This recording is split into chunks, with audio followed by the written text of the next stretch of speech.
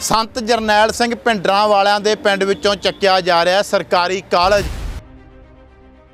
लंबे समय तो चल रहे सरकारी कालज नूं बंद करन दियां चालां चल रही है सरकार। संत जरनैल सिंह भिंडरां वालियां दा जद्दी पिंड है रोडे। कालज दे विच पिछले लंबे समय तो कोई पक्के तौर पे प्रिंसीपल नहीं है। कालज दे विच जिन्ने भी प्रोफैसर ने सारे गेस्ट फैकल्टी ने, कोई पक्के तौर पे प्रोफैसर भी नहीं है। जिन्होंने चार्ज दिता होया बठिंडा के रजिंद्रा कालज के प्रिंसीपल ने, उन्होंने को ऑलरेडी 11 कालजा का चार्ज है। प्रिंसीपल तो पंजाब दे विच किन्ने सरकारी कालज ने जिथे कोई प्रिंसीपल पक्के तौर पे है ही नहीं। दरअसल सरकार की जिहड़ी नीति आ प्राइवेटाइजेशन की, तो उस तहत ही जिहड़ा साडे कालज नूं बंद करन दियां वो चालां चलियां जा रही ने। कालज तो जिहड़ा ढुड्डी के हैगा आ वो 44 किलोमीटर की दूरी ते बंद आ। इन्नी दूर विद्यार्थियों के लिए जाना वो जिहड़ा हैगा संभव नहीं है, क्योंकि विद्यार्थी इन्ना खर्चा नहीं चक सकते। पिछले दिन ही MLA नूं भी असीं मंग पत्र दर्शन खोटे नूं दे के आए, महीना होने वाला हो चलिया वा, तो हजे तक साडी सुनवाई नहीं हो रही। होना तो यह चाहिए सी कि MLA साहब आउंदे इत्थे साडियां समस्यावां सुणदे, पर उन्हां वल्लों एक वारी भी कालज दे विच जिहड़ा हैगा वो गेड़ा नहीं मारिया गया। ये जिहड़े बरसाती डड्डू हुंदे ने वोटां लैण वाले तां आ जांदे ने, पर जदों साडियां समस्यावां आउंदियां उदों सानूं मिलदे तक नहीं।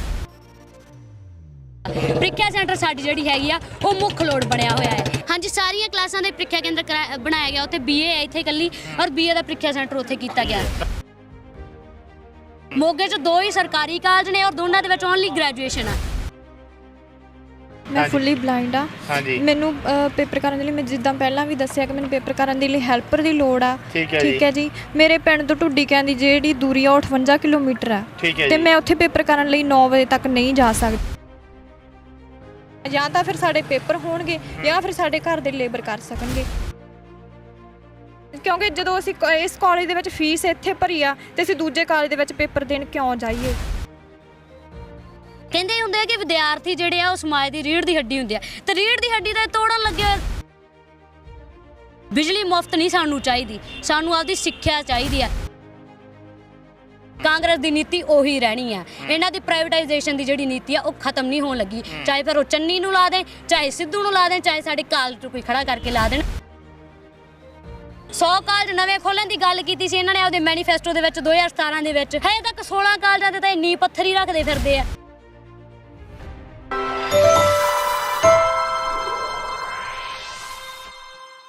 सत श्री अकाल जी, तुसीं देख रहे हो लोक आवाज़ TV ते मैं मनिंदरजीत सिद्धू।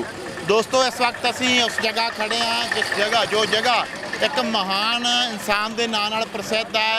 ये जगह का सब नाम है रोडे, तो जिसका नाम जुड़ता संत जरनैल सिंह भिंडरां वालियां दे नाल। ते संत जरनैल सिंह भिंडरां वालियां दे जन्म स्थान रोडे दे विच एक कॉलेज है, गुरु नानक देव सरकारी कॉलेज। बड़ा मशहूर रहा कॉलेज रोडे कॉलेज पंजाब पद्धर दे उत्ते, पर हुण इस कॉलेज दे विच लगातार समस्यावां दा सामना करना पै रहा इत्थों दे स्टूडेंट नूं, इत्थों दे विद्यार्थियों नूं, क्योंकि इत्थे जिहड़ा प्रीख्या केंद्र सी, प्रीख्या केंद्र नूं इत्थों खत्म किया गया। प्रीख्या केंद्र जिहड़ियां नौजवानां दियां विद्यार्थियों दियां प्रीख्यावां हुंदियां सी उहदा सेंटर तब्दील किया गया। की कारण इहदे पिछे, क्यों सरकार जां ਜਿਹੜੇ ਪ੍ਰਸ਼ਾਸਨਿਕ ਅਧਿਕਾਰੀ ਆ ਚੀਜ਼ਾਂ ਨੂੰ ਬਦਲਾਅ ਕਰ ਰਹੇ ਆ, ਇਸ ਵਿਸ਼ੇ ਤੇ ਗੱਲਬਾਤ ਕਰਾਂਗੇ। ਸਾਡੇ ਨਾਲ ਸਟੂਡੈਂਟ ਨੇ, ਉਹਨਾਂ ਦੇ ਨਾਲ ਕਿਹੜੀ ਗੱਲੋਂ ਜੀ ਜਿਹੜਾ ਇਹ ਪ੍ਰੀਖਿਆ ਕੇਂਦਰ ਆ ਜਿਹੜਾ ਇੱਥੋਂ ਤਬਦੀਲ ਕੀਤਾ ਗਿਆ ਤੇ ਹੋਰ ਕਿਹੜੀਆਂ ਸਮੱਸਿਆਵਾਂ ਤੁਹਾਡੀ? मेरा नाम कमल बागा पुराना, मैं पंजाब स्टूडेंट्स यूनियन की आगू हाँ। कालज का जो प्रीख्या सेंटर इतों शिफ्ट करने के जोड़े कारण गिनाए जा रहे हैं कि कालज के विच पिछले लंबे समय तो कोई पक्के तौर पर प्रिंसीपल नहीं है। कालज के विच जिन्ने भी प्रोफैसर ने सारे गेस्ट फैकल्टी ने, कोई पक्के तौर पर प्रोफैसर भी नहीं है। जबकि ये सहूलतां सानू प्रोवाइड करवाउणियां सरकार की जिम्मेवारी बनती सी, ना कि इन्हां दा बहाना बना के कालज का प्रीख्या सेंटर शिफ्ट करना बनता सी। तां अज भी असीं यही समस्यावां नूं लैके पिछले लंबे समय तो लगे होए आ। SDM नूं भी पिछले समय मंग पत्र दे के आए आ कि कालज च अंग्रेजी प्रोफैसर की असामी खाली पई है, अंग्रेजी प्रोफैसर नहीं है सानू पढ़ाउण वाला, कोई कालज दा भी विच कोई प्रिंसीपल नहीं है, कालज दा कोई वाली वारस नहीं है। सानू लोकल समस्यावां जे कोई आउंदियां ने प्रिंसीपल नाल ही गल करांगे, पर प्रिंसीपल भी नहीं है। इंचार्ज मैडम लगाए ने वो ये कह के पल्ला झाड़े आंदे कि प्रिंसीपल नाल गल करो, पर प्रिंसीपल दा कालज दे विच कोई है ही नहीं। जिन्हां नूं चार्ज दिता होया बठिंडा के रजिंद्रा कालज के प्रिंसीपल ने, उन्हां कोल ऑलरेडी 11 कालजां दा चार्ज है। जिहड़ा बहाना सानू लाया जा रहा है कि तुहाडे कोल प्रिंसीपल नहीं है, प्रिंसीपल तो पंजाब दे विच किन्ने सरकारी ਕਾਲਜ ਨੇ ਜਿੱਥੇ ਕੋਈ ਪ੍ਰਿੰਸੀਪਲ ਪੱਕੇ ਤੌਰ ਤੇ ਹੈ ਹੀ ਨਹੀਂ, ਫਿਰ ਸਾਡੇ ਕਾਲਜ ਦਾ ਹੀ ਬਹਾਨਾ ਕਿਉਂ ਬਣਾਇਆ ਜਾ ਰਿਹਾ? ਦਰਅਸਲ ਸਰਕਾਰ ਦੀ ਜਿਹੜੀ ਨੀਤੀ ਆ ਪ੍ਰਾਈਵੇਟਾਈਜੇਸ਼ਨ ਦੀ, ਕਿ ਸਾਰਾ ਕੁਛ ਹੀ ਪ੍ਰਾਈਵੇਟ ਕਰ ਦੇਣਾ, ਸਾਰੀਆਂ ਚੀਜ਼ਾਂ ਜਿਹੜੀਆਂ ਉਹ ਪ੍ਰਾਈਵੇਟ ਹੱਥਾਂ ਦੇ ਵਿੱਚ ਸੌਂਪ ਦੇਣੀਆਂ। ਖੇਤੀ ਕਾਨੂੰਨ ਵੀ ਉਸੇ ਤਹਿਤ ਹੀ ਲਿਆਂਦੇ, ਲੇਬਰ ਕੋਡ ਵੀ ਉਸੇ ਤਹਿਤ ਹੀ ਲਿਆਂਦੇ ਆ, ਤੇ ਉਸੇ ਤਹਿਤ ਹੀ ਜਿਹੜਾ ਸਾਡੇ ਕਾਲਜ ਨੂੰ ਇਹ ਬੰਦ ਕਰਨ ਦੀਆਂ ਉਹ ਚਾਲਾਂ ਚੱਲੀਆਂ ਜਾ ਰਹੀਆਂ ਨੇ। ਪੇਂਡੂ ਏਰੀਆ ਦਾ ਇੱਕੋ ਇੱਕ ਸਰਕਾਰੀ ਕਾਲਜ ਆ ਜਿੱਥੇ ਆਸ-ਪਾਸ ਦੇ ਜਿਹੜੇ ਮਜ਼ਦੂਰ ਪਰਿਵਾਰਾਂ ਦੇ ਨੇ ਵਿਦਿਆਰਥੀ ਜਾਂ ਜਿਹੜੇ ਕਿ ਆਰਥਿਕ ਤੌਰ ਤੇ ਪਛੜੇ ਹੋਏ ਨੇ, ਸਸਤੀ ਵਿੱਦਿਆ ਦੇ ਲਈ ਇੱਥੇ ਆਉਂਦੇ ਨੇ, ਉਹਨਾਂ ਤੋਂ ਉਹਨਾਂ ਦੀ ਵਿੱਦਿਆ ਦਾ ਅਧਿਕਾਰ ਖੋਹਣ ਦੀਆਂ ਇਹ ਜਿਹੜੀਆਂ ਚਾਲਾਂ ਚੱਲੀਆਂ ਜਾ ਰਹੀਆਂ ਨੇ। ਇਸੇ ਕਰਕੇ ਅੱਜ ਜਿਹੜੀ ਅਸੀਂ ਇਹ ਆਵਾਜ਼ ਬੁਲੰਦ ਕਰ ਰਹੇ ਹਾਂ। ਪ੍ਰੀਖਿਆ ਸੈਂਟਰ ਨਾ ਹੋਣ ਦਾ ਜਿਹੜਾ ਇੱਕ ਮਸਲਾ ਹੈ, ਕਾਰਨ ਹੈ ਕਿ ਸਰਕਾਰ ਦੀ ਇਹ ਤਾਂ ਪਾਲਿਸੀ ਹੈ ਨਿੱਜੀਕਰਨ ਦੀ, ਪਰ ਦੂਜੇ ਪਾਸੇ ਜਿਹੜੀਆਂ ਵਿਦਿਆਰਥੀਆਂ ਨੂੰ ਸਮੱਸਿਆਵਾਂ ਆ ਰਹੀਆਂ ਨੇ ਕਿ ਕਾਲਜ ਤੋਂ ਜਿਹੜਾ ਢੁੱਡੀ ਕੇ ਹੈਗਾ ਆ ਉਹ 44 ਕਿਲੋਮੀਟਰ ਦੀ ਦੂਰੀ ਤੇ ਬੰਦ ਆ। ਆਸ-ਪਾਸ ਦੇ ਜਿਹੜੇ ਅਗਰ ਪਿੰਡਾਂ ਤੋਂ ਗਿਣਤੀ ਲਈਏ ਤਾਂ 50 ਕਿਲੋਮੀਟਰ ਤੋਂ ਜ਼ਿਆਦਾ ਦੀ ਦੂਰੀ ਬਣਦੀ ਹੈ ਢੁੱਡੀ ਕਿਆ ਦੀ। ਇੰਨੀ ਦੂਰ ਵਿਦਿਆਰਥੀਆਂ ਦੇ ਲਈ ਜਾਣਾ ਉਹ ਜਿਹੜਾ ਹੈਗਾ ਸੰਭਵ ਨਹੀਂ ਹੈ, ਕਿਉਂਕਿ ਵਿਦਿਆਰਥੀ ਇੰਨਾ ਖਰਚਾ ਨਹੀਂ ਚੱਕ ਸਕਦੇ। ਸਾਰੇ ਵਿਦਿਆਰਥੀ ਇਸ ਯੋਗ ਨਹੀਂ ਹੈਗੇ ਕਿ ਉਹ ਇੰਨਾ ਖਰਚਾ ਚੱਕ ਸਕਣ ਇੰਨੀ ਦੂਰ ਜਾਣ ਦਾ। ਔਰ ਦੂਜੀ ਗੱਲ ਹੈ ਕਿ 50 ਕਿਲੋਮੀਟਰ ਤੋਂ ਉੱਪਰ ਬਣ ਜਾਂਦਾ ਆ ਤਾਂ ਐਸੇ ਦੇ ਵਿੱਚ ਸਵੇਰ 9 ਵਜੇ ਪੇਪਰ ਸਾਡਾ ਸ਼ੁਰੂ ਹੁੰਦਾ, ਤਾਂ ਸਵੇਰ ਇੰਨੀ ਜਲਦੀ ਕੋਈ ਬੱਸ ਸਰਵਿਸ ਵੀ ਨਹੀਂ ਹੈ ਦਸੰਬਰ ਦੇ ਵਿੱਚ। 8:30 ਵਜੇ ਤਾਂ ਪਿੰਡਾਂ ਤੋਂ ਬੱਸਾਂ ਹੀ ਚਾਲੂ ਹੁੰਦੀਆਂ ਨੇ, ਤਾਂ 9 ਵਜੇ ਉਹ ਆਪਦੇ ਪੇਪਰ ਦੇ ਸਮੇਂ ਤੇ ਢੁੱਡੀ ਕੇ ਕਿੱਦਾਂ ਪਹੁੰਚ ਸਕਦੇ? ਸਾਰਿਆਂ ਕੋਲ ਆਪਣੇ ਵਹੀਕਲ ਵੀ ਨਹੀਂ ਹੈ। ਤਾਂ ਇਹ ਜਿਹੜੀ ਵਿਦਿਆਰਥੀਆਂ ਦੇ ਲਈ ਸਭ ਤੋਂ ਵੱਡੀ ਸਮੱਸਿਆ ਬਣੀ ਹੋਈ ਆ, ਜਿਹੜਾ ਉਹਨਾਂ ਦਾ ਭਵਿੱਖ ਆ ਉਹ ਇਸ ਗੱਲ ਤੇ ਦਾਅ ਤੇ ਲੱਗਿਆ ਹੋਇਆ ਕਿ ਪ੍ਰੀਖਿਆ ਸੈਂਟਰ ਇੱਥੇ ਨਹੀਂ ਹੈ। ਤਾਂ ਵਿਦਿਆਰਥੀਆਂ ਦੇ ਭਵਿੱਖ ਨੂੰ ਬਚਾਉਣ ਲਈ ਅਸੀਂ ਜਿਹੜਾ ਲਗਾਤਾਰ ਲੜ ਰਹੇ ਹਾਂ, ਪਰ ਸਾਡੀ ਕਿਤੇ ਵੀ ਸੁਣਵਾਈ ਨਹੀਂ ਹੋ ਰਹੀ। ਪਿਛਲੇ ਦਿਨੀ MLA ਨੂੰ ਵੀ ਅਸੀਂ ਮੰਗ ਪੱਤਰ ਦਰਸ਼ਨ ਖੋਟੇ ਨੂੰ ਦੇ ਕੇ ਆਏ ਆ, ਉਹਨਾਂ ਨੇ 15 ਦਿਨ ਦਾ ਅਲਟੀਮੇਟਮ ਮੰਗਿਆ, 18 ਅਕਤੂਬਰ ਦਾ ਉਹਨਾਂ ਨੂੰ ਮੰਗ ਪੱਤਰ ਦੇ ਕੇ ਆਏ ਆ। ਅੱਜ ਮਹੀਨਾ ਹੋਣ ਵਾਲਾ ਹੋ ਚੱਲਿਆ ਵਾ, ਤਾਂ ਹਜੇ ਤੱਕ ਸਾਡੀ ਸੁਣਵਾਈ ਨਹੀਂ ਹੋ ਰਹੀ। ਪਿਛਲੇ ਦਿਨ ਯਾਦ ਪੱਤਰ ਦੇ ਕੇ ਆਏ ਆ, ਉਹਦਾ ਕੋਈ ਹਜੇ ਤੱਕ ਸਾਨੂੰ ਜਵਾਬ ਨਹੀਂ ਮਿਲਿਆ। ਹੋਣਾ ਤਾਂ ਇਹ ਚਾਹੀਦਾ ਸੀ ਕਿ MLA ਸਾਹਿਬ ਆਉਂਦੇ ਇੱਥੇ ਸਾਡੀਆਂ ਸਮੱਸਿਆਵਾਂ ਸੁਣਦੇ, ਪਰ ਉਹਨਾਂ ਵੱਲੋਂ ਇੱਕ ਵਾਰੀ ਵੀ ਕਾਲਜ ਦੇ ਵਿੱਚ ਜਿਹੜਾ ਹੈਗਾ ਉਹ ਗੇੜਾ ਨਹੀਂ ਮਾਰਿਆ ਗਿਆ। ਇਹ ਜਿਹੜੇ ਬਰਸਾਤੀ ਡੱਡੂ ਹੁੰਦੇ ਨੇ, ਵੋਟਾਂ ਲੈਣ ਵਾਲੇ ਤਾਂ ਆ ਜਾਂਦੇ ਨੇ, ਪਰ ਜਦੋਂ ਸਾਡੀਆਂ ਸਮੱਸਿਆਵਾਂ ਹੁੰਦੀਆਂ ਉਦੋਂ ਸਾਨੂੰ ਮਿਲਦੇ ਤੱਕ ਨਹੀਂ ਹੈਗੇ। ਤਾਂ ਇਸੇ ਕਰਕੇ ਅਸੀਂ ਜਿਹੜਾ ਹੈਗਾ ਸੋਸ਼ਲ ਮੀਡੀਆ ਦੇ ਜ਼ਰੀਏ ਆਪਦੀ ਜਿਹੜੀ ਗੱਲ ਆ ਉਹ ਲੋਕਾਂ ਤੱਕ ਪਹੁੰਚਾਉਣ ਲਈ ਲੱਗੇ ਹੋਏ ਆ। ਦੂਜੀ ਗੱਲ ਹੈ ਕਿ ਕਾਲਜ ਦਾ ਕੋਈ ਵਾਲੀ ਵਾਰਸ ਨਹੀਂ ਹੈ, ਇਹਦੇ ਕਰਕੇ ਸਾਨੂੰ ਲੋਕਲ ਸਮੱਸਿਆਵਾਂ ਆ ਰਹੀਆਂ ਨੇ। ਟੈਕਨੀਕਲ ਇਸ਼ੂ ਵੀ ਇਹੀ ਗਿਣਾਇਆ ਜਾ ਰਿਹਾ ਕਿ ਤੁਹਾਡੇ ਕੋਲ ਵਾਲੀ ਵਾਰਸ ਨਹੀਂ ਹੈ। ਤਾਂ ਅਸੀਂ ਅੱਜ ਇਹ ਮੰਗ ਕਰ ਰਹੇ ਕਿ ਸਾਨੂੰ ਇੱਕ ਤਾਂ ਪੱਕੇ ਤੌਰ ਤੇ ਪ੍ਰਿੰਸੀਪਲ ਦਿੱਤਾ ਜਾਵੇ, ਕਾਲਜ ਦੇ ਵਿੱਚ ਸਾਰੇ ਪ੍ਰੋਫੈਸਰ ਗੈਸਟ ਫੈਕਲਟੀ ਨੇ ਉਹਨਾਂ ਨੂੰ ਪੱਕੇ ਕੀਤਾ ਜਾਵੇ ਪਹਿਲ ਦੇ ਆਧਾਰ ਤੇ, ਕਿਉਂਕਿ ਉਹਨਾਂ ਕੋਲ ਇੱਕ ਐਕਸਪੀਰੀਅੰਸ ਹੈ, ਉਹਨਾਂ ਨੇ ਇੰਨੇ ਸਾਲ ਗਾਲੇ ਆ ਉਹਦੇ, ਤਾਂ ਉਹਨਾਂ ਨੂੰ ਪੱਕੇ ਕੀਤਾ ਜਾਵੇ। ਔਰ ਕਾਲਜ ਦੇ ਵਿੱਚ ਜਿਹੜੇ ਪ੍ਰੋਫੈਸਰਾਂ ਦੀ ਕਮੀ ਆ, ਅੰਗਰੇਜ਼ੀ ਪ੍ਰੋਫੈਸਰ ਨਹੀਂ ਹੈ ਜਾਂ ਕਾਲਜ ਦੇ ਵਿੱਚ ਹੋਰ ਸਬਜੈਕਟ ਲੈਂਦੇ ਹਨ, ਇਹ ਸਾਡੀ ਮੰਗ ਆ। ਪ੍ਰੀਖਿਆ ਸੈਂਟਰ ਸਾਡੀ ਜਿਹੜੀ ਹੈਗੀ ਆ ਉਹ ਮੁੱਖ ਲੋੜ ਬਣਿਆ ਹੋਇਆ ਹੈ। ਕਾਲਜ ਦੇ ਵਿੱਚ ਕੁਝ ਵਿਦਿਆਰਥੀ ਅਪਾਹਜ ਨੇ, ਸਾਡੇ ਨਾਲ ਵੀ ਇੱਥੇ ਮੌਜੂਦ ਨੇ, ਤੁਸੀਂ ਉਹਨਾਂ ਨਾਲ ਵੀ ਗੱਲਬਾਤ ਕਰ ਸਕਦੇ ਹੋ। ਇਸ ਕਰਕੇ ਜਿਹੜਾ ਹੈਗਾ ਅਸੀਂ ਚਾਹੁੰਦੇ ਕਿ ਪ੍ਰੀਖਿਆ ਸੈਂਟਰ ਜਲਦ ਤੋਂ ਜਲਦ ਵਾਪਸ ਲਿਆਂਦਾ ਜਾਵੇ। CM ਸਾਹਿਬ ਤੇ ਸਿੱਖਿਆ ਮੰਤਰੀ ਦੀ ਅੱਛਾ ਮੈਨੂੰ ਇੱਕ ਗੱਲ ਦੱਸੋ, ਇਹ ਪ੍ਰੀਖਿਆ ਕੇਂਦਰ ਹੈ ਜਿਹੜਾ ਇਸ ਸਾਲ ਹੀ ਖਤਮ ਕੀਤਾ ਕਿ ਪਿਛਲੇ ਸਾਲ ਕੀਤਾ? ਪਿਛਲੇ 2 ਸਾਲ ਤੋਂ ਕੀਤਾ ਜੀ, ਕਿਉਂਕਿ ਲੋਕਡਾਊਨ ਸੀ, ਪੇਪਰ ਆਨਲਾਈਨ ਹੋਏ, ਵਿਦਿਆਰਥੀਆਂ ਨੂੰ ਉਹ ਚੀਜ਼ ਮਹਿਸੂਸ ਹੀ ਨਹੀਂ ਹੋਈ। ਕਾਲਜਾਂ 'ਚ ਅਸੀਂ ਪਿਛਲੇ 2 ਸਾਲ ਤੋਂ ਹੁਣ ਵੜੇ ਹਾਂ, ਤਾਂ ਹੁਣ ਜਦੋਂ ਸਾਨੂੰ ਸਮੱਸਿਆਵਾਂ ਫੇਸ ਕਰਨੀਆਂ ਪੈ ਰਹੀਆਂ ਤਾਂ ਅਸੀਂ ਲੜ ਰਹੇ ਹਾਂ। ਕਿੰਨੇ ਸਟੂਡੈਂਟ ਹੈ ਇਸ ਕਾਲਜ ਦੇ ਵਿੱਚ? ਟੋਟਲ ਗਿਣਤੀ ਕਰਨੀ ਸਾਰੀਆਂ ਕਲਾਸਾਂ ਲਗਭਗ ਇਸ ਵਕਤ ਗਿਣਤੀ 400 ਦੇ ਕਰੀਬ ਹੈ ਜੀ। 400 ਜੀ। ਇਹ ਗਿਣਤੀ ਵੀ ਘਟ ਰਹੀ ਹੈ? ਗਿਣਤੀ ਪਹਿਲਾਂ ਘੱਟ ਸੀ ਜੀ, ਇਸ ਸਾਲ ਵਧੀ ਹੈ ਗਿਣਤੀ ਜੀ। ਤੇ ਉਹ ਹੁਣ ਸਾਰੇ ਜਿਹੜੇ ਸਾਰੀਆਂ ਕਲਾਸਾਂ ਦਾ ਪ੍ਰੀਖਿਆ ਕੇਂਦਰ ਉੱਥੇ ਬਣਾਇਆ ਹੋਇਆ? ਹਾਂਜੀ, ਸਾਰੀਆਂ ਕਲਾਸਾਂ ਦੇ ਪ੍ਰੀਖਿਆ ਕੇਂਦਰ ਬਣਾਇਆ ਗਿਆ ਉੱਥੇ। BA ਹੈ ਇੱਥੇ ਇਕੱਲੀ, ਔਰ BA ਦਾ ਪ੍ਰੀਖਿਆ ਸੈਂਟਰ ਉੱਥੇ ਕੀਤਾ ਗਿਆ। BA ਦਾ ਕੋਰਸ ਹੈ ਜੀ। ਅਸੀਂ ਡਿਮਾਂਡ ਕਰ ਰਹੇ ਕਿ MA ਵੀ ਲਿਆਂਦੀ ਜਾਵੇ। ਮੋਗੇ 'ਚ 2 ਹੀ ਸਰਕਾਰੀ ਕਾਲਜ ਨੇ ਔਰ ਦੋਨਾਂ ਦੇ ਵਿੱਚ ਓਨਲੀ ਗ੍ਰੈਜੂਏਸ਼ਨ ਆ। ਅਸੀਂ ਚਾਹੁੰਦੇ ਕਿ ਅਗਰ ਗ੍ਰੈਜੂਏਸ਼ਨ ਤੋਂ ਬਾਅਦ ਵੀ ਵਿਦਿਆਰਥੀਆਂ ਪੜ੍ਹਾਈ ਜਾਰੀ ਕਰਨਾ ਚਾਹੁੰਦੇ ਆ ਤਾਂ ਉਹਨਾਂ ਲਈ ਕੋਈ ਬਦਲ ਇੱਥੇ ਹੋਣਾ ਚਾਹੀਦਾ ਹੈ। ਇਹ ਲੜਕੀ ਨੂੰ ਦਿਖਾਈ ਨਹੀਂ ਦਿੰਦਾ ਜੀ। ਤੁਸੀਂ ਇਹਨਾਂ ਨਾਲ ਗੱਲਬਾਤ। ਹਾਂਜੀ, ਤੁਹਾਡਾ ਕਿਹੜਾ ਪਿੰਡ ਹੈ? ਮੇਰਾ ਨਾਮ ਨਵੂ, ਮੈਂ ਬੰਬੀਆ ਭਾਈ ਤੋਂ ਆ। ਮੈਂ ਫੁੱਲੀ ਬਲਾਈਂਡ ਆ। ਮੈਨੂੰ ਪੇਪਰ ਕਰਨ ਦੇ ਲਈ, ਮੈਂ ਜਿੱਦਾਂ ਪਹਿਲਾਂ ਵੀ ਦੱਸਿਆ ਕਿ ਮੈਨੂੰ ਪੇਪਰ ਕਰਨ ਦੇ ਲਈ ਹੈਲਪਰ ਦੀ ਲੋੜ ਆ। ਠੀਕ ਹੈ ਜੀ। ਮੇਰੇ ਪਿੰਡ ਤੋਂ ਢੁੱਡੀ ਦੀ ਜਿਹੜੀ ਦੂਰੀ ਆ 58 ਕਿਲੋਮੀਟਰ ਆ, ਤੇ ਮੈਂ ਉੱਥੇ ਪੇਪਰ ਕਰਨ ਲਈ 9 ਵਜੇ ਤੱਕ ਨਹੀਂ ਜਾ ਸਕਦੀ। ਤੇ ਦੂਜੀ ਗੱਲ, ਇਹ ਮੇਰੀ ਇਕੱਲੀ ਦੀ ਸਮੱਸਿਆ ਨਹੀਂ, ਚਲੋ ਮੇਰੀ ਥੋੜੀ ਜਿਹੀ ਜ਼ਿਆਦਾ ਸਮੱਸਿਆ, ਸਾਰੇ ਸਟੂਡੈਂਟ ਦੀ ਸਮੱਸਿਆ, ਕਿਉਂਕਿ ਮੈਨੂੰ ਨਹੀਂ ਲੱਗਦਾ ਕਿ ਕਿਸੇ ਵੀ ਸਟੂਡੈਂਟ ਦੇ ਪੇਰੈਂਟਸ ਜਿਹੜੇ ਸਰਕਾਰੀ ਜੌਬ ਕਰਦੇ ਹੋਣਗੇ ਸਾਰੇ ਲੇਬਰ ਹੀ ਕਰ ਰਹੇ ਹਨ। ਜੇ ਉਹ ਸਾਨੂੰ ਢੁੱਡੀ ਕੇ ਛੱਡਣ ਵੀ ਜਾ ਰਹੇ ਆ 9 ਵਜੇ ਤੱਕ ਉੱਥੇ ਜਾਣਗੇ, ਉਸ ਤੋਂ ਬਾਅਦ ਉਹਨਾਂ ਨੇ ਵਾਪਸ ਵੀ ਆਉਣਾ। ਜਦੋਂ ਨੂੰ ਵਾਪਸ ਆਉਣਗੇ ਘੱਟੋ ਘੱਟ 11 ਵੱਜ ਜਾਣੇ ਆ। ਉਸ ਤੋਂ ਬਾਅਦ ਉਹਨਾਂ ਨੂੰ ਕਿਸੇ ਨੇ ਕੰਮ ਤੇ ਨਹੀਂ ਲਾਉਣਾ, ਜਾਂ ਤਾਂ ਫਿਰ ਸਾਡੇ ਪੇਪਰ ਹੋਣਗੇ ਜਾਂ ਫਿਰ ਸਾਡੇ ਘਰ ਦੇ ਲੇਬਰ ਕਰ ਸਕਣਗੇ। ਤੇ ਦੂਜੀ ਗੱਲ, ਜੇ ਸਾਡੇ ਕਾਲਜ ਦਾ ਪ੍ਰੀਖਿਆ ਸੈਂਟਰ ਆ ਜਿਹੜਾ ਵਾਪਸ ਨਹੀਂ ਆਊਗਾ, ਇਸ ਦੇ ਨਾਲ ਜੇ ਪ੍ਰਿੰਸੀਪਲ ਵੀ ਨਹੀਂ ਆਉਂਦਾ ਇਸ ਦੇ ਨਾਲ ਸਾਡੀ ਸਟੂਡੈਂਟਸ ਦੀ ਗਿਣਤੀ ਘਟ ਜਾਣੀ ਆ ਤੇ ਸਾਡਾ ਕਾਲਜ ਆਉਣ ਵਾਲੇ ਦਿਨਾਂ ਦੇ ਵਿੱਚ ਬੰਦ ਹੋ ਜਾਊਗਾ ਤੇ ਸਾਡੇ ਜਿਹੜੇ ਸਟੂਡੈਂਟਸ ਦਾ ਭਵਿੱਖ ਆ ਉਹ ਵੀ ਖਰਾਬ ਹੋ ਜਾਊਗਾ ਕਿਉਂਕਿ ਜਦੋਂ ਨੇੜੇ ਦਾ ਕਾਲਜ ਬੰਦ ਹੋ ਗਿਆ ਤਾਂ ਉਹ ਕਿੱਥੇ ਪੜ੍ਹਨ ਜਾਣਗੇ। ਇੱਥੇ ਫੀਸ ਵੀ ਘੱਟ ਆ ਤੇ ਕਿਉਂਕਿ ਜਦੋਂ ਅਸੀਂ ਇਸ ਕਾਲਜ ਦੇ ਵਿੱਚ ਫੀਸ ਇੱਥੇ ਭਰੀ ਆ ਤੇ ਅਸੀਂ ਦੂਜੇ ਕਾਲਜ ਦੇ ਵਿੱਚ ਪੇਪਰ ਦੇਣ ਕਿਉਂ ਜਾਈਏ, ਉਹ ਵੀ ਇੰਨੀ ਦੂਰ ਪੈਂਦਾ ਸਾਨੂੰ। ਜੇ ਨੇੜੇ ਹੋਵੇ ਤਾਂ ਵੀ ਅਸੀਂ ਆਪਦਾ ਕੋਈ ਨਾ ਕੋਈ ਹੱਲ ਕਰ ਸਕਦੇ ਹਾਂ। ਠੀਕ ਹੈ, ਸਾਡਾ ਪ੍ਰੀਖਿਆ ਸੈਂਟਰ ਜਿਹੜਾ ਇਹ ਵਾਪਸ ਆਉਣਾ ਚਾਹੀਦਾ ਤਾਂ ਕਿ ਸਾਡੀਆਂ ਐਡਮਿਸ਼ਨਾਂ ਵੀ ਵਧਣ ਤੇ ਅਸੀਂ ਆਪਦੇ ਪ੍ਰੀਖਿਆ ਸੈਂਟਰ ਦੇ ਵਿੱਚ ਇੱਥੇ ਪੇਪਰ ਦੇ ਕੇ ਆਪਦਾ ਆਸਾਨੀ ਨਾਲ ਘਰੇ ਜਾ ਸਕੀਏ। ਤੇ BA 1 ਦੇ ਪੇਪਰ ਤਾਂ ਮਾਰਨਿੰਗ ਟਾਈਮ ਹੋਣੇ ਆ, ਉਹ ਤਾਂ ਚਲੋ ਕਿਵੇਂ ਨਾ ਕਿਵੇਂ ਜੇ ਢੁੱਡੀ ਕੇ ਸੈਂਟਰ ਹੈਗਾ ਉਹ ਤਾਂ ਕਿਵੇਂ ਨਾ ਕਿਵੇਂ ਹੈਂਡਲ ਕਰ ਹੀ ਲੈਣਗੇ ਤੇ ਸੈਕਿੰਡ ਤੇ ਫਾਈਨਲ ਦੇ ਪੇਪਰ ਆ ਜਿਹੜੇ ਉਹ ਈਵਨਿੰਗ ਟਾਈਮ ਹੋਣੇ ਆ, ਉਹ ਇੱਧਰੋਂ ਤਾਂ ਚਲੇ ਜਾਣਗੇ ਤੇ ਆ ਵਾਪਸ ਕਿਵੇਂ ਆਉਣਗੇ? ਉਹ 5 ਵਜੇ 5:15 ਵਜੇ ਪੇਪਰ ਤੋਂ ਬਾਹਰ ਕੱਢਣਗੇ, ਉਸ ਤੋਂ ਬਾਅਦ ਉਹ ਵਾਪਸ ਕਿੱਦਾਂ ਆਉਣਗੇ ਆਪਦੇ ਘਰੇ? ਠੀਕ ਹੈ, ਪੇਪਰ ਵੀ 6:30 ਹੋਣੇ ਆ। ਠੀਕ ਹੈ, ਇਸ ਦੇ ਨਾਲ ਸਾਨੂੰ ਸਮੱਸਿਆ ਬਹੁਤ ਆ ਰਹੀ ਆ।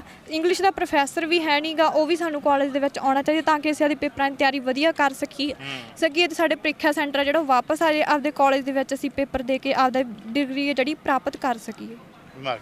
ਅੱਛਾ, ਕੋਈ ਇਹਦੇ ਬਾਰੇ ਤੁਸੀਂ ਕੋਈ CM ਚਰਨਜੀਤ ਚੰਨੀ ਨੂੰ ਕੋਈ ਮੰਗ ਪੱਤਰ ਲਿਖਿਆ ਜਾਂ ਕੋਈ ਉਹਨਾਂ ਨੂੰ ਚਿੱਠੀ ਭੇਜੀ ਹੈ? MLA ਰਾਹੀਂ ਅਸੀਂ ਆਪਦੀ ਗੱਲ ਉਹਨਾਂ ਤੱਕ ਪਹੁੰਚਾਉਣ ਦੀ ਕੋਸ਼ਿਸ਼ ਕੀਤੀ ਆ। ਪਿਛਲੇ ਲੰਬੇ ਸਮੇਂ ਤੋਂ ਅਸੀਂ ਇਸ ਗੱਲ ਤੇ ਰੌਲਾ ਪਾ ਰਹੇ ਆ ਪਰ ਸਾਡੀ ਕਿਤੇ ਸੁਣਵਾਈ ਨਹੀਂ ਹੋ ਰਹੀ। MLA ਨਹੀਂ ਸੁਣ ਰਿਹਾਗਾ। ਚੰਨੀ ਸਾਹਿਬ ਤੱਕ ਵੀ ਮੀਡੀਆ ਨੇ ਇੰਨੀ ਕਵਰੇਜ ਕੀਤੀ, ਉਹਨਾਂ ਤੱਕ ਗੱਲ ਪਹੁੰਚ ਹੀ ਗਈ ਹੋਣੀ ਆ ਪਰ ਉਹਨਾਂ ਦੀ ਗੰਭੀਰਤਾ ਇੱਥੋਂ ਹੀ ਦਿਖਾਈ ਦਿੰਦੀ ਆ। ਕਹਿੰਦੇ ਹੁੰਦੇ ਆ ਕਿ ਵਿਦਿਆਰਥੀ ਜਿਹੜੇ ਆ ਉਹ ਸਮਾਜ ਦੀ ਰੀੜ੍ਹ ਦੀ ਹੱਡੀ ਹੁੰਦੇ ਆ ਤੇ ਰੀੜ੍ਹ ਦੀ ਹੱਡੀ ਤੇ ਤੋੜਨ ਲੱਗੇ ਹੋਏ ਤੇ ਸਮਾਜ ਦਾ ਭਵਿੱਖ ਕਿੱਥੋਂ ਰਹਿ ਗਿਆ? ਤੇ ਇਸ ਕਰਕੇ ਜਿਹੜੀ ਰੀੜ੍ਹ ਦੀ ਹੱਡੀ ਆ ਉਹਦੇ ਵੱਲ ਵੀ ਚੰਨੀ ਸਾਹਿਬ ਨੂੰ ਜ਼ਰੂਰ ਧਿਆਨ ਦੇਣਾ ਚਾਹੀਦਾ ਵਾ। ਬਿਜਲੀ ਮੁਫਤ ਨਹੀਂ ਸਾਨੂੰ ਚਾਹੀਦੀ, ਸਾਨੂੰ ਆਪਦੀ ਸਿੱਖਿਆ ਚਾਹੀਦੀ ਆ। ਜੇ ਸਾਡੇ ਕੋਲ ਸਿੱਖਿਆ ਹੋਊਗੀ, ਸਾਡੇ ਕੋਲ ਰੁਜ਼ਗਾਰ ਹੋਊਗਾ, ਸਾਨੂੰ ਕਿਸੇ ਚੀਜ਼ ਦੀ ਮੁਫਤ ਦੀ ਲੋੜ ਨਹੀਂ ਪਊਗੀ, ਅਸੀਂ ਆਪਦਾ ਕਮਾ ਕੇ ਵੀ ਕਰ ਸਕਾਂਗੇ। ਪਰ ਜਦੋਂ ਸਾਡੀ ਸਿੱਖਿਆ ਹੀ ਖੋਈ ਜਾ ਰਹੀ ਆ, ਸਾਡੇ ਕੋਲ ਰੁਜ਼ਗਾਰ ਦੀ ਮੌਕੇ ਨਹੀਂ ਦਿੱਤੇ ਜਾ ਰਹੇਗੇ ਤਾਂ ਇਸ ਦੇ ਵਿੱਚ ਅਸੀਂ ਆਪਦਾ ਭਵਿੱਖ ਕਿੱਥੋਂ ਬਣਾ ਪਾਵਾਂਗੇ? ਵਿਦਿਆਰਥੀ ਅੱਜ ਸੜਕਾਂ ਤੇ ਰੋਲ ਰਹੇ ਨੇ, ਕਿੱਥੇ ਹੈ ਗਿਆ ਦੇਸ਼ ਦਾ ਭਵਿੱਖ? ਦੇਸ਼ ਦਾ ਭਵਿੱਖ ਤਾਂ ਤੁਸੀਂ ਹਨੇਰੇ ਦੇ ਵਿੱਚ ਸਿੱਟ ਰਹੇ ਹੋ।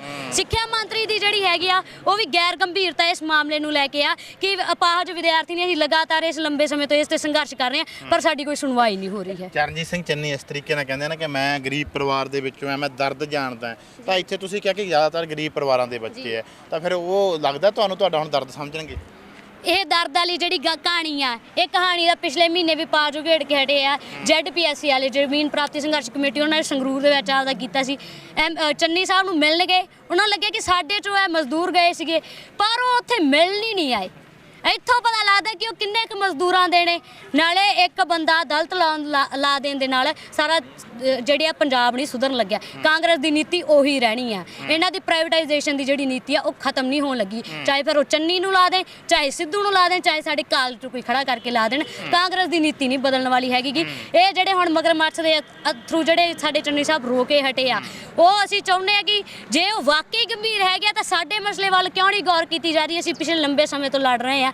MLA ਰਾਹੀਂ ਵੀ ਜਿਹੜੀ ਗੱਲ ਕੀਤੀ ਹੈ, MLA ਕਹਿ ਰਹੇ ਨੇ ਕਿ ਅਸੀਂ ਵਿਧਾਨ ਸਭਾ 'ਚ ਗੱਲ ਚੱਕੀ ਹੈ, ਫਿਰ ਵਿਧਾਨ ਸਭਾ ਦੇ ਵਿੱਚ ਤਾਂ ਚੰਨੀ ਸਾਹਿਬ ਵੀ ਹੋਣਗੇ ਨਾ, ਪਰ ਉਹਨਾਂ ਨੂੰ ਇਹ ਗੱਲ ਸੁਣਾਈ ਨਹੀਂ ਦਿੱਤੀ ਕਿਤੇ।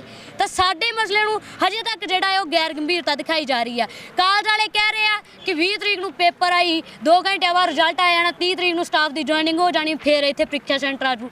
ਇਹ ਹਵਾਈ ਗੱਲਾਂ ਤਾਂ ਪਹਿਲਾਂ ਵੀ ਜਿਹੜੀਆਂ ਸਰਕਾਰਾਂ ਕਰਕੇ ਹਟੀਆਂ ਨੇ, ਤਾਂ ਸਾਨੂੰ ਹਵਾਈ ਗੱਲਾਂ ਨਹੀਂ ਚਾਹੀਦੀਆਂ। ਸਾਨੂੰ ਜ਼ਮੀਨੀ ਜਿਹੜੀ ਹਕੀਕਤ ਆ ਉਹ ਦਿਖਾਈ ਦਿੰਦੀ ਆ, ਉਹ ਹਕੀਕਤ ਦੇ ਨਾਲ ਰੂਬਰੂ ਹੋ ਕੇ ਜਿਹੜੀਆਂ ਸਾਡੀਆਂ ਸਮੱਸਿਆਵਾਂ ਹੱਲ ਕਰਨ। ਸਮੱਸਿਆਵਾਂ ਹੱਲ ਕੀਤੀਆਂ ਕੁੱਲ ਮਿਲਾ ਕੇ ਨਿੱਜੀਕਰਨ ਨੂੰ ਬੜਾਵਾ ਦੇਣ ਦੇ ਲਈ ਸਰਕਾਰੀ ਕਾਲਜਾਂ ਦੇ ਉੱਤੇ ਤੁਹਾਡੇ ਕਹਿਣ ਦਾ ਮਤਲਬ ਇਹ ਕਿਤੇ ਨਾ ਕਿਤੇ ਕੈਂਚੀ ਚਲਾਈ ਜਾ ਰਹੀ ਹੈ, ਇਹਨਾਂ ਨੂੰ ਖਤਮ ਕੀਤਾ ਜਾਵੇ। ਬਿਲਕੁਲ ਜੀ, ਸਰਕਾਰੀ ਅਦਾਰਿਆਂ ਨੂੰ ਬੰਦ ਕਰਨ ਦੀ ਜਿਹੜੀ ਇਹਨਾਂ ਦੀ ਪਾਲਿਸੀ ਆ, 91-92 ਦੀਆਂ ਨੀਤੀਆਂ ਨੇ, ਉਹਨਾਂ ਦੇ ਤਹਿਤ ਇਹ ਸਾਰਾ ਕੁਝ ਕਰ ਰਹੇ ਆ।